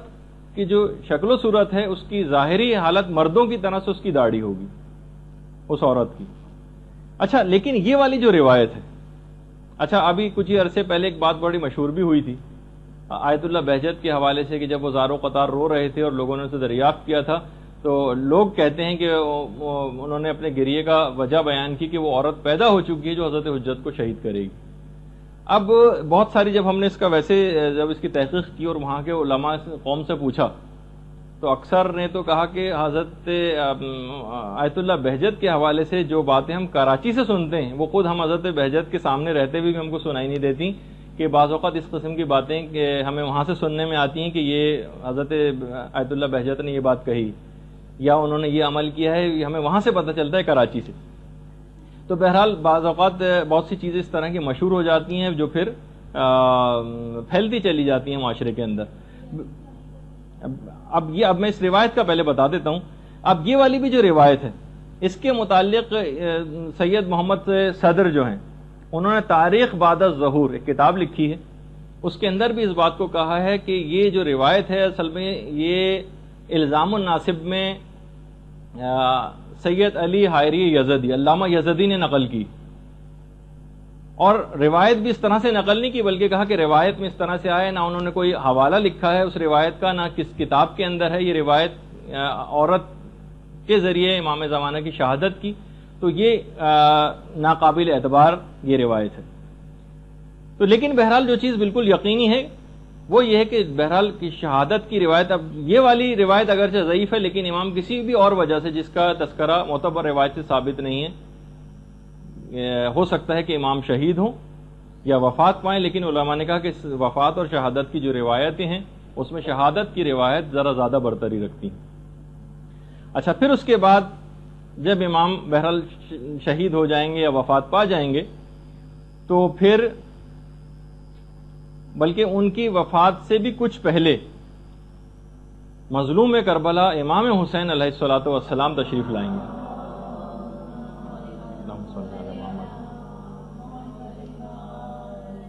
امام کو سوائے امام کے کوئی غسل نہیں دے سکتا۔ تو روایات میں یہ ہے کہ امام حسین یہ جن کی رجت ہوگی جس کا بھی ہم تذکرہ کرنے والے ہیں، سب سے پہلی رجت امام حسین علیہ السلام کی ہوگی جو تمام شہدائے کربلا اور 70 انبیاء کے ساتھ تشریف لائیں گے دوبارہ۔ اس وقت حضرت خاتم، حضرت حجت، حضرت قائم اپنی انگوٹھی اور جو تبرکات انبیاء ہیں یہ امام حسین علیہ الصلوۃ والسلام کے سپرد کر دیں گے۔ پھر اس کے بعد حضرت حجت کی شہادت واقع ہوگی، امام غسل دیں گے، کفن دیں گے اور انہیں دفن کیا جائے گا۔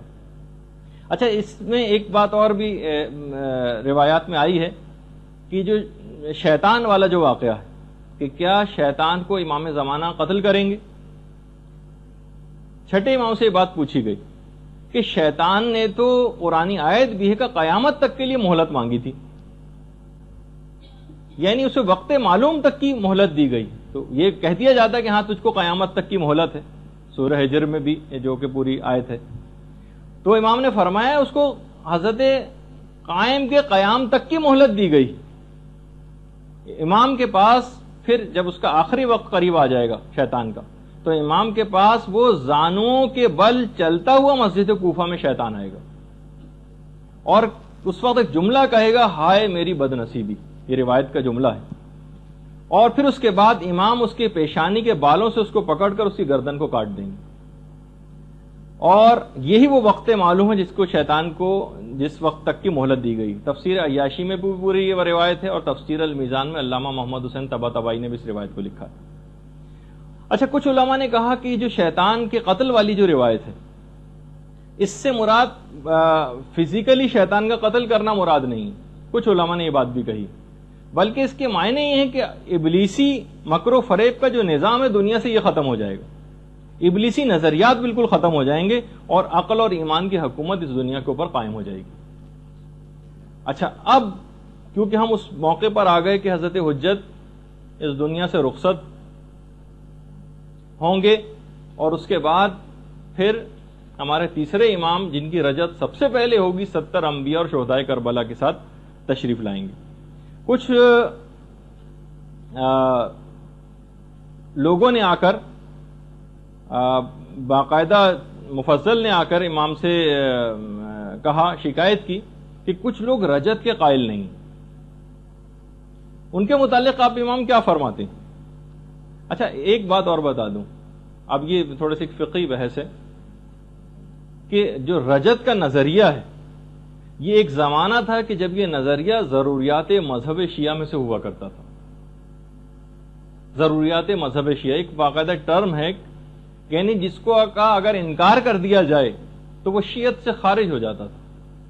لیکن موجودہ علماء کا جو نظریہ ہے وہ یہ ہے کہ رجت کے اوپر اعتقاد رکھنا یہ ضروریات مذہب شیعہ میں سے نہیں. یعنی اگر کسی شخص کو اس کے متعلق معلومات ہی نہیں ہے،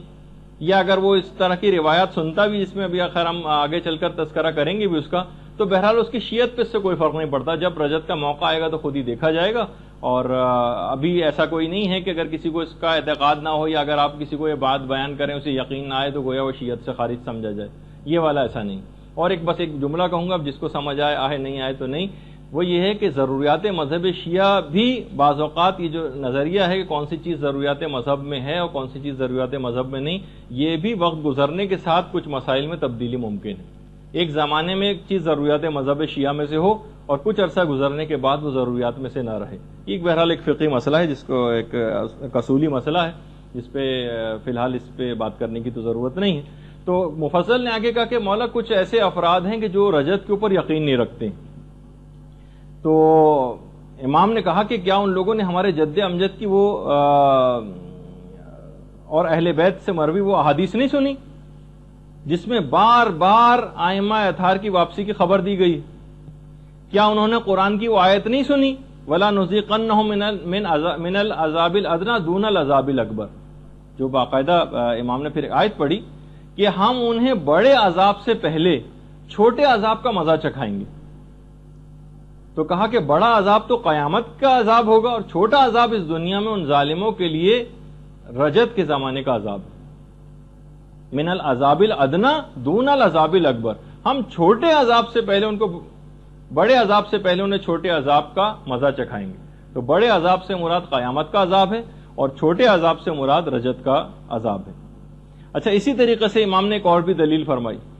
کہا کہ یہ جو جب مولا سے پوچھا گیا کہ مولا یہ جو سورہ تکاثر کے اندر ہے کلا سوف تعلمون ثم کلا سوف تعلمون، تو اس کے متعلق انہیں معلوم چل جائے گا اور انہیں عنقریب معلوم چل جائے گا، اس کے متعلق آپ کیا کہتے ہیں؟ تو امام نے فرمایا کہ اس سے بھی مراد کہ ایک تو عنقریب ان کو رجت میں معلوم چل جائے گا، بہار الانوار کی جو تیسری جلد ہے اس کے اندر یہ روایت ہے، اور دوسرا ان کو قیامت میں معلوم چل جائے گا. کلا سوف تعلمون ان کو پتہ چل جائے گا، ثم کلا سوف تعلمون اور ان کو عنقریب پتہ چل جائے گا. تو یہ دو دفعہ اس کی تکرار کیوں آئی؟ تو امام نے کہا کہ ایک دفعہ ان کو رجت میں پتہ چلے گا اور ایک دفعہ قیامت میں. سید مرتضیٰ شیخ مفید کتنے ہی ہمارے علماء ایسے گزرے ہیں کہ جنہوں نے باقاعدہ رجت کے موضوع پر تواتر کا دعویٰ کیا اور کہا کہ اس پر اجماع ہے، اور کتنی زیادہ روایات سے اس کی تاکید بھی آئی ہے اس نظریے کی کہ باقاعدہ زیارت جامعہ جو کہ تمام ائمہ کی ایک ہی زیارت پڑھی جاتی ہے، یعنی اگر کوئی زیارت جامعہ پڑھ لے تو سب اماموں کی زیارت گویا اس نے پڑھ لی، اور جس کو علامہ مجلسی نے کہا کہ سب سے صحیح ترین زیارت جامعہ. اس کے اندر بھی ہے مصدقن برجعتکم، اے مولا میں آپ کی رجت کی تصدیق کرتا ہوں، اے ائمہ معصومین میں آپ کی رجت کی تصدیق کرتا ہوں. اسی طریقے سے جو زیارت وارثہ میں جو چھٹے امام سے جو چیز بیان ہوئی ہے، انی بکم مؤمن و بایابکم موقن، میں آپ پر ایمان رکھتا ہوں اور آپ کی واپسی پر بھی ایمان رکھتا ہوں. یہ بھی اس بات کی نشاندہی، کبھی آپ ترجمے کے ساتھ پڑھیں زیارت وارثہ، انی بکم مؤمن و بایابکم موقن، میں آپ پر ایمان رکھتا ہوں اور آپ کی واپسی کے اوپر بھی ایمان رکھتا ہوں. اس سے بھی ہے. اسی طریقے سے زیارت آل یاسین جس کی کہا جاتا ہے کہ دیدار امام کے لیے جو سب سے مجرب ترین زیارت ہے وہ زیارت آل یاسین. اگر کوئی زیارت کرنا چاہے امام کی اپنی آنکھوں سے تو زیارت آل یاسین پڑھے. اس کے اندر بھی ہے انا رجعتکم حق، میں گواہی دیتا ہوں کہ آپ کی رجعت اور واپسی بالکل برحق ہے۔ اچھا، اب ضروری نہیں ہے کہ ہمیں ہر روایت کو، جیسے کہ ہم لوگوں کا ایک مجالس سنتے سنتے اور مناظرے کی گفتگو سنتے سنتے ایک ٹرینڈ ہو گیا ہے کہ ہمیں ہر نظریے کا اس بات مخالف فرقے کی کتابوں سے درکار ہوتا ہے، اگرچہ ان کے ہمارے پاس روایات ہیں کہ ہم ان کی کتابوں سے بھی یہ چیز کیسے ثابت کریں گے، لیکن بہرحال اب یہ اس طرح سے دوسروں کی کتابوں میں کوئی چیز ملے تو ہی آپ اپنے نظریے کو قبول کریں، باقاعدہ جملہ ہے خود امام زمانہ کا۔ ہم معرف کی جو جستجو ہے، یہ جو آپ کوئی چیز حاصل کرنا چاہتے ہیں، معرف کی جستجو ہم اہل بیت کے سوا کسی اور سے حاصل کرنا ایسا ہی ہے جیسے ہمارا انکار کرنا۔ یعنی ہم یہ نہیں کہ ہمیں فلاں فلاں کی کتابوں سے اگر رجعت کے متعلق ہمیں دلائل ملے تو ہم اس کو مانیں گے، ورنہ ہم اس کو نہیں مانیں گے۔ تو بہرحال اچھا، اب ایک اور بھی چیز ہے کہ ایک عمل ہے جو کہ سید علی ابن طاؤس نے مصباح الزائر میں لکھا ہے کہ چھٹے امام سے بھی روایت ہے کہ جو شخص بھی 40 صبح دعائے عہد کو پڑھے وہ حضرت قائم کے انصار و اعوان میں سے قرار پائے گا۔ جو بھی 40 صبح دعائے عہد کو پڑھے، اور اگر یہ شخص ظہور سے پہلے فوت ہو گیا تو ظہور کے بعد دوبارہ زندہ کر کے اس کو حضرت حجت کی خدمت میں بھیجا جائے گا، اور یہ بھی جو دعائے عہد ہے اس کے ہر حرف کے بدلے 1000 نیکیاں لکھی جاتی ہیں، اور ہر حرف کے بدلے 1000 گناہ نامہ اعمال سے محو کیے جاتے ہیں۔ باقاعدہ دعائے عہد یہ آپ کتابوں کے اندر آپ کو مل جائے گی۔ اچھا، اس زمانے کے لحاظ سے پھر ایک اور بات اور بھی ہے کہ کوفہ اور نجف، جیسے کہ میں نے اس سے پہلے کہا تھا کہ روایات میں ہے کہ حضرت حجت کی جو ظہور کی علامات ہے اس میں سے کوفہ اور نجف مل جائیں گے۔ یعنی اب یہ پیشگوئی بالکل اب نظر آ رہی ہے کہ آخری زمان تقریباً جو درمیانی آبادی بہت زیادہ بڑھنے کی وجہ سے یہ دونوں شہر مل کے رہ گئے۔ اچھا، زمانے رجعت کے اندر جو یہ بھی روایات کے اندر آیا ہے کہ پیغمبر اسلام کی بھی حکومت دوبارہ ہوگی، تقریباً 50,000 سال پیغمبر اسلام کی حکومت ہوگی، اور 44,000 سال مولا کائنات علی ابن ابی طالب علیہ الصلوۃ والسلام کی حکومت ہوگی۔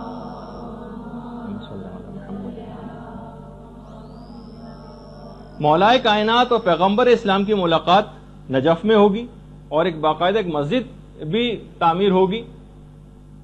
پہلے امام کے لحاظ سے بھی ایک ہے، اور ایک زمانے رسول خدا کے لحاظ سے بھی ایک روایت آئی کہ اس میں 1200 دروازے ہوں گے، جبکہ امام زمانہ والی جو مسجد ہے اس کے متعلق 1000 دروازوں کی جو سید ابن طاؤس نے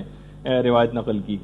ایک روایت میں کہ پوری دنیا کی جو عمر ہے یہ 1,00,000 سال ہے، ایک روایت ہے، اس میں 20,000 سال تو عام لوگ حکومت کریں گے اور 80,000 سال آل محمد کی حکومت ہوگی۔ 20,000 سال عام لوگوں کی حکومت ہوگی اور 80,000 سال اس دنیا میں آل محمد کی حکومت ہوگی۔ اچھا، روایات میں ملتا ہے کہ امیر المومنین کی رجعت 2 دفعہ ہوگی، ایک دفعہ تو پیغمبر اسلام کے ساتھ تشریف لائیں گے، اور ایک میں ہے کہ خود امام حسین علیہ الصلوۃ والسلام کے ساتھ تشریف لائیں گے۔ اچھا، رجعت کے سلسلے میں بھی وہ جیسے میں نے آپ کو ایک گفتگو اس سے پہلے ہوئی تھی، اس میں کہا تھا کہ جمادی الثانی کے آخر میں جو بارشیں ہوں گی، ایک تو ظہور سے پہلے کی بھی بارشیں ہیں اور ایک رجعت سے پہلے بھی بارشیں ہوں گی۔ اتنی شدید بارشیں ہوں گی، اتنی 10 روز تک تو اتنی زبردست بارش ہوگی کہ آج تک لوگوں نے ایسی بارش نہیں دیکھی ہوگی، اور یہ بارش جب مومنین کے قبور کے اوپر پڑے گی تو اس سے جسم نمو پائیں گے اور لوگ مٹی کو جھاڑتے ہوئے اپنی قبروں سے باہر آ جائیں گے، اس حالت میں اٹھیں گے کہ مٹی سروں سے گر رہی ہوگی۔ زمانے رجعت میں جو شخص بھی دوبارہ اٹھے گا وہ اپنی سابقہ عمر سے دگنی عمر پائے گا جتنی اس سے پہلے اس نے حاصل کی تھی۔ اچھا، جو اس زمانے میں روایات میں یہ بھی ہے کہ جو ناصبی ہوں گے، جو دشمنان اہل بیت چند ایک رہ جائیں گے، ان کے متعلق اس آیت کی تفسیر میں جو ہم نے اس سے پہلے برزخ کے عذاب میں ذکر کی تھی، فَإِنَّ لَهُ مَعِيشَةً ضَنْكَ، کہ ان کا جینا بڑا تنگی کا جینا ہوگا۔ ایک روایت میں ایک تو یہ ہے کہ قبر سے مراد ہے، ایک اور روایت بھی ہے چھٹے امام کی کہ اس سے مراد ناصبی ہیں، زمانہ رجعت میں ان کی غذا اور خوراک بنی آدم کا فضلہ ہوا کرے گی، جو ناصبی ہیں۔ تو بہرحال اچھا، اسی لحاظ سے اکثر علماء نے ایک چیز اور بھی اس میں لکھی ہے کہ بہت سارے ظالمین ایسے ہوں گے جن کی رجعت کئی دفعہ ہوگی، اور وہ ہر دفعہ اپنے کیے کی سزا پائیں گے. یعنی ایک دفعہ کی دی گئی سزا زمانہ رجت میں ان کے لیے کافی نہیں ہوگی. رجت میں ایک بات یاد رہے کہ زمانہ رجت میں توبہ کا دروازہ بالکل بند ہے. کسی کی کوئی توبہ قبول نہیں ہوگی زمانہ رجت میں. چھٹے امام کی ایک اور روایت بھی ہے کہ رجت میں دو طرح کے لوگ اٹھائے جائیں گے, یا تو خالص مومن ہوں گے یا خالص کافر ہوں گے. درمیانی جو مومنین ہوں گے ان کو نہیں اٹھایا جائے گا سوائے اس کے کہ وہ اس بات کی خواہش رکھیں. باقاعدہ تفسیر نور الثقلین کے اندر پوری تفصیل ہے اس کی. اچھا, اب ایک چیز یہ سوال پیدا ہوتا ہے کہ جو رجت ہوگی یہ اجباری ہوگی یا اختیاری ہوگی. تو دیکھیے بہرحال ظالمین کوئی اپنے شوق سے سزا پانے کے لیے تو اٹھیں گے نہیں. مومنین کے لیے اختیاری ہوگی. باقاعدہ فرشتے جا کر ان سے پوچھیں گے کہ اگر تمہارے امام نے ظہور کیا ہے, اگر تم ان کی نصرت کے لیے جانا چاہتے ہو تو چلے جاؤ. کون مومن بدنصیب ایسا ہوگا جو اس وقت انکار کرے گا؟ البتہ ظالمین کے لیے تو کوئی شوق سے نہیں آئیں گے, ان کی اجباری ہوگی. اچھا, پھر اس کے بعد مفضل کی ایک چھٹے امام سے بھی روایت ہے کہ جو بھی پوچھا گیا کہ جو بھی اشتیاق رکھے گا حضرت حجت کی زیارت کا, اس کی آخر وہ حسرت پوری کیسے ہوگی؟ تو بہرحال اس کی دعا کرنا, بہرحال روایت میں تو بہت سارے اس طرح کے, ہم میرا خیال ہے آپ کی خدمت میں اس سے پہلے بیان بھی کر چکے ہیں کہ وہ کون کون سے ہم طریقے اختیار کریں کہ جس سے ہم اس بات کی خواہش رکھتے ہوں کہ ہم زمانے رجت میں اٹھائے جائیں. جو اعمال ہیں تو خیر میں نے اس سے پہلے بیان بھی کر چکا. رجت میں کون کون اٹھے گا یہ بھی میرے خیال ہے پچھلی دفعہ کے کسی ایک لیکچر میں نے آپ کی خدمت میں بیان کیا تھا. ایک تو حضرت خضر ہی ہوں گے جن کی عمر اس وقت میں نے بتائی تھی کہ تقریباً 6000 سال, اور ان کو جو اتنی طویل ترین زندگی دی گئی ہے حضرت خضر کو, ان کے متعلق بھی روایت میں یہ ہے کہ حضرت خضر کو اتنی طویل زندگی کا دیا جانا یہ اس بات کے لیے ہے, تقویت پہنچانے کے لیے کہ وہ حضرت حجت کی طویل ترین زندگی کے گواہ قرار پائیں, اور لوگوں کے سامنے بھی ایک ایگزامپل رہے کہ جن کو تم بالکل مانتے ہو 100% کہ ایک عام شخص بھی تھے یا چلے نبی بھی تھے, تب بھی بطور اعجاز اگر پروردگار چاہے تو اتنی طویل عمر بھی کر سکتا ہے. حضرت خضر کی تو 6000 سال, حضرت حجت کی تو 1000 سال سے کچھ زیادہ ہے عمر. تو بہرحال اچھا, اسی طریقے سے ایک روایت یہ بھی ہے جو کہ ہمارے امام حسین علیہ الصلوۃ والسلام سے ہے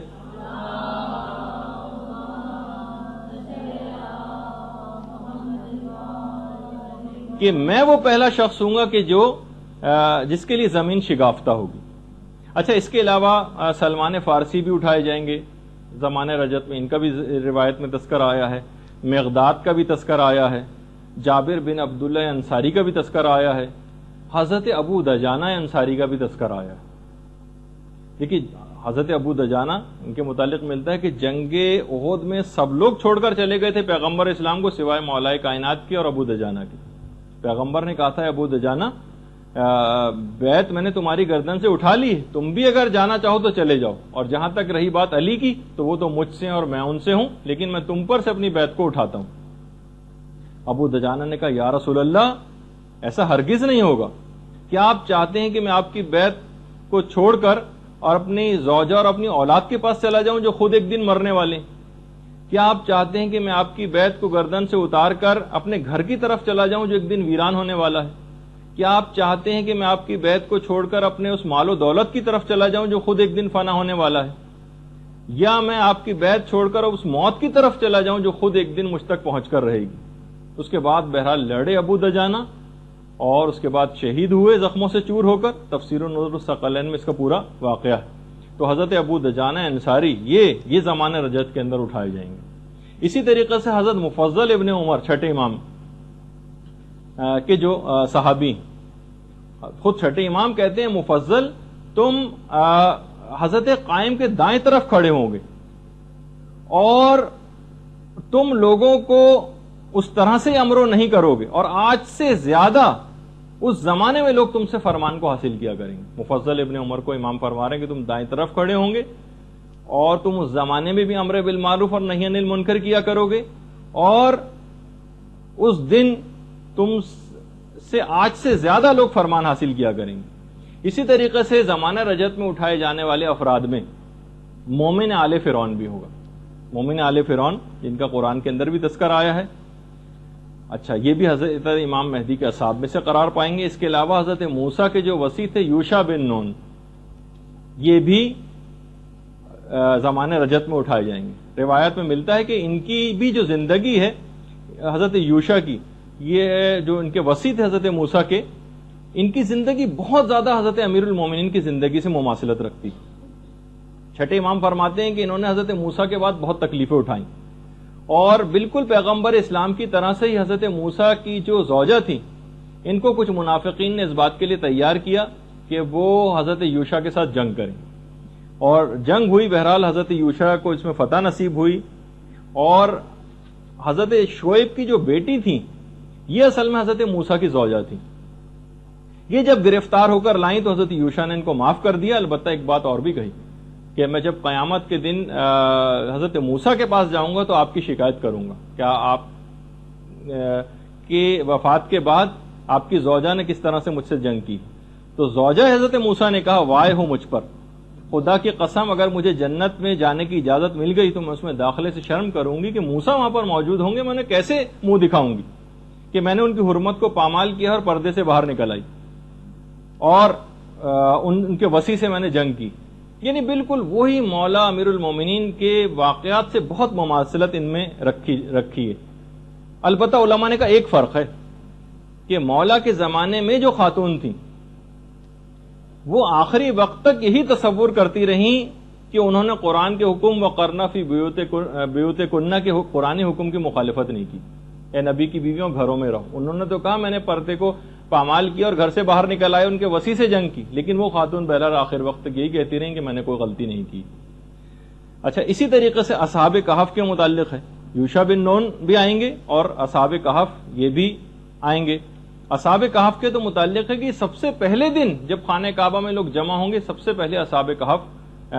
پہنچیں گے پہلے ہی دن، اور یہ ان 313 افراد کے اندر شامل ہوں گے. ایک بات اور بھی کہے بغیر نہ رہ جائے اس میں کہ اکثر لوگوں کے ایک زمانہ تھا جب ہم یہ اس پہ گفتگو کر رہے تھے برزخ کے حالات پر اور جسم مثالی پر گفتگو ہوئی تھی، ایک نظریہ یہ ہے لیکن علماء نے اس کا رد کر دیا، کہا کہ جو رجت ہے یہ جسم اصلی پر واقع ہوگی، جسم مثالی پر واقع نہیں ہوگی. اس میں جسم مثالی نہیں ہوگا، جسم اصلی اٹھایا جائے گا رجت کے اندر. اور پھر اب اتنا وقت پھر نہیں رہا تو بہرحال اس میں بس ایک آخری چیز اور بیان کر دیں ہم کہ جتنے بھی لوگ جنہوں نے آل محمد کو ستایا ہوگا یہ بھی زمانے رجت کے اندر اٹھائے جائیں گے اور ان سے بھی انتقام لیا جائے گا. اور تفسیر نور الثقلین میں اس عورت کا بھی تذکرہ آیا ہے جو شہزادی کونین کو بہت زیادہ اذیت پہنچایا کرتی تھی، ان کا بھی ہے کہ ان کو بھی اٹھایا جائے گا اور ان پر عذاب ہوگا. اسی طریقے سے وہ تمام افراد بھی جنہوں نے ماریہ قبطیہ پر جو تہمت لگائی تھی پیغمبر اسلام کی زوجہ پر، ان کو بھی اٹھایا جائے گا. اور کچھ 2 ظالموں کا بھی تذکرہ آیا ہے، ان کو بھی اٹھایا جائے گا اور ان کو بھی سزائیں دی جائیں گی جس کی پوری تفصیل آئی ہے. رجت کے متعلق تقریباً 200 احادیث ہیں ائمہ معصومین سے مروی. 40 علماء نے رجت کی احادیث کو نقل کیا ہے اور 50 سے زائد ایسی کتابیں ہیں معتبر کہ جس کے اندر رجت کے متعلق روایات ذکر ہوئی. اچھا دیکھیے امام زمانہ کے متعلق جو یہ بات کہی جاتی ہے کہ امام کی غیبت پر امام کی اپنی ولادت سے پہلے کتابیں لکھی جا چکی. علی ابن حسن نام کے عالم انہوں نے کتابیں لکھی تھیں. اس کے علاوہ بطائنی ہے ان کی کتابیں ہیں، ابو الفضل ناشری کی کتابیں ہیں. خود یعنی امام کی پیدائش سے پہلے امام کی غیبت کے موضوع پر کتابیں لکھی جا چکی. لوگ بار بار ائمہ معصومین کے پاس آتے تھے کہ مولا یہ بتائیے کہ آخر ہم کو یہ آسائش اور یہ فرج اور یہ ظلم سے نجات کب ملے گی. تو پھر اس کے بعد امام تمام وہ کیفیات اور علامات بتایا کرتے تھے کہ ہمارا آنے والا ایک آئے گا اور اس زمانے میں یہی علامات ہوں گی اور اس کے بعد اس کا ظہور ہوگا اور اس کے بعد آسانی نصیب ہوگی. تو کتابیں بھی لکھی جا چکی ہیں. اچھا اس لحاظ سے بس اب ہم اس موضوع کو یہاں پر اختتام پذیر کرتے ہیں کہ زمانہ رجت کے اندر تمام ائمہ معصومین کی دوبارہ واپسی ہوگی روایات کے اندر ہے، اور اس کے بعد یہ ایک سلسلہ چلے گا اور جب دنیا کی وہ مدت پوری ہو جائے گی تو اس کے بعد قیامت.